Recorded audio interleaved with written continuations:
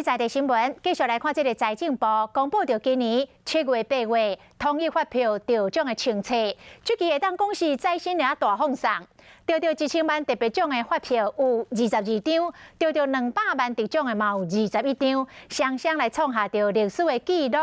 其中一个消费者伫新北市土城超商开35块来买芳，都得到1000万。啊，桃园有一个民众买一粒10块的茶米卵，都来得200万，实在是有够幸运。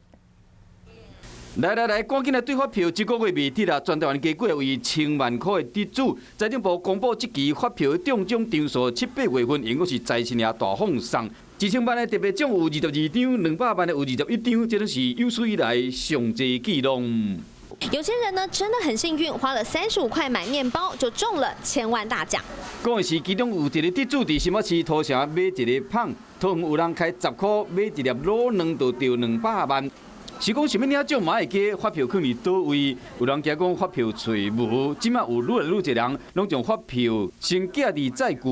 很载具，就不用再拿一张纸放在口袋里面。以前会拿纸本，然后就是每2个月就要对一次这样子，然后现在有了云端载具，我觉得还蛮方便。咱乡亲会使继续用载具摕分段的发票，下半年分段的发票全数500块的奖，嘛会提悬到60万组。另外提醒7月份到8月份的中奖人，到明年1月7号进前，爱加去领，唔通甲财神爷受伤心。